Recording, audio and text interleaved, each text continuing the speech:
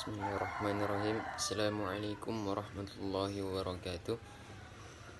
Perkenalkan, nama saya Ahmad Mubarak dari Prodi Pendidikan Agama Islam, Institut Agama Islam Negeri Parepare, perwakilan di kelompok 4. Pada video pembelajaran kali ini akan membahas tentang landasan-landasan pendidikan dan sekaligus sebagai tugas kelompok pada mata kuliah pengantar ilmu pendidikan. Sejarah perkembangan pendidikan di Indonesia. Pendidikan di Indonesia memiliki sejarah yang cukup panjang. Pendidikan itu memang terkait dengan berbagai faktor dari zamannya masing-masing. Pendidikan itu telah ada sejak zaman kuno atau tradisional yang dimulai dengan zaman pengaruh agama Hindu dan Buddha, zaman pengaruh Islam, zaman penjajahan, dan zaman merdeka. Zaman pengaruh Hindu dan Buddha. Pengaruh pendidikan pada zaman Hindu dan Buddha datang ke Indonesia sekitar abad ke-5. Hindu dan Buddha merupakan dua agama yang berbeda, namun di Indonesia keduanya memiliki kecenderungan sinkritisme, yaitu keyakinan mempersatukan figur Siva dengan Buddha sebagai satu sumber yang maha tinggi. Motto pada lambang negara Indonesia yaitu Bhinneka Tunggal Ika, yang berarti berbeda-beda tetapi tetap satu, yaitu Sang Maha Tunggal, yaitu Tuhan. Secara etimologis berasal dari keyakinan tersebut. Pada zaman ini pendidikan memiliki tujuan yang sama, yaitu pendidikan diarahkan dalam rangka penyebaran dan pembinaan kehidupan keberagaman Hindu dan Buddha, juga mencari petunjuk tentang apa yang diinginkan, baik buruknya hingga pencapaiannya. Zaman pengaruh Islam.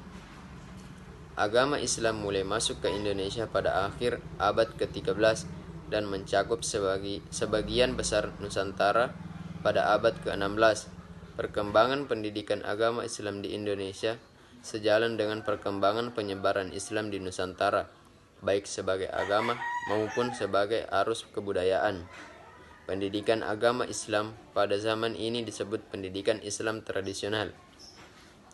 Tujuan dari pendidikan agama Islam adalah sama dengan tujuan hidup Islam, yaitu mengabdi sepenuhnya kepada Allah Subhanahu wa taala sesuai dengan ajaran yang disampaikan oleh Nabi Muhammad SAW untuk mencapai kebahagiaan di dunia dan akhirat. Zaman kolonial Jepang. Di bidang pendidikan, Jepang telah menghapus dualisme pendidikan dari penjajah Belanda dan menggantikannya dengan pendidikan yang sama bagi semua orang. Selain itu, pemakaian bahasa Indonesia secara luas diinstruksikan oleh Jepang untuk dipakai di lembaga-lembaga pendidikan, di kantor, dan dalam pergaulan sehari-hari. Hal ini mempermudah bangsa Indonesia untuk merealisasi Indonesia Merdeka pada tanggal 17 Agustus 1945. Cita-cita bangsa Indonesia menjadi kenyataan ketika kemerdekaan Indonesia diproklamasikan kepada dunia. Pendidikan pada masa Belanda, Jepang, dan setelah kemerdekaan sulit dicapai oleh orang-orang dari rumah tangga kurang mampu. Mereka diajarkan dan diberi pengetahuan untuk kepentingan pihak penguasa.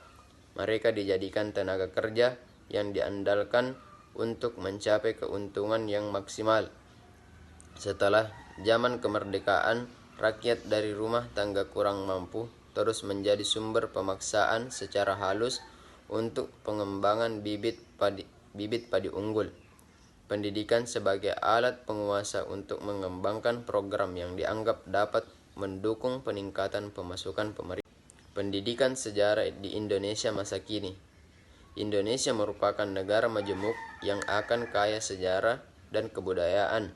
Namun dewasa ini kita dihadapkan pada persoalan rendahnya minat generasi milenial terhadap sejarah. Sejarah kerap kali dianggap sebagai hal yang membosankan dan tidak menarik. Adanya perkembangan zaman yang begitu pesat, sejarah seperti dilupakan dan disangkal. Banyak yang berpikiran sejarah identik dengan sejarah masa masa lalu. Pasalnya, sejarah berperan penting dalam pendidikan generasi milenial. Dalam konteks mengenai masa depan, tujuan pendidikan sejarah sudah harus lebih dikembangkan dari apa yang sudah dikembangkan pada saat sekarang. Jika pada saat sekarang tujuan yang dikembangkan terutama berkenan dengan pengembangan pengetahuan, pemahaman, wawasan mengenai berbagai peristiwa yang terjadi di tanah air dan di luar tanah air, pengembangan sikap kebangsaan dan sikap toleransi, maka pada masa mendatang tujuan pendidikan sejarah hendaklah berkenan dengan kualitas baru minimal yang seyogianya dimiliki anggota masyarakat. Tujuan pendidikan sejarah di masa mendatang. 1. Pengetahuan dan pemahaman terhadap peristiwa sejarah yang cukup mendasar untuk digunakan sebagai memahami lingkungan sekitarnya, membangun semangat nasionalisme dan sikap toleransi. 2. Kemampuan berpikir kritis yang dapat digunakan untuk mengkaji dan memanfaatkan pengetahuan sejarah, keterampilan sejarah, dan nilai peristiwa sejarah dalam membina kehidupan yang memerlukan banyak putusan kritis dan dalam menerapkan keterampilan sejarah untuk memahami berbagai peristiwa sosial, politik, ekonomi, dan budaya yang terjadi di sekitarnya.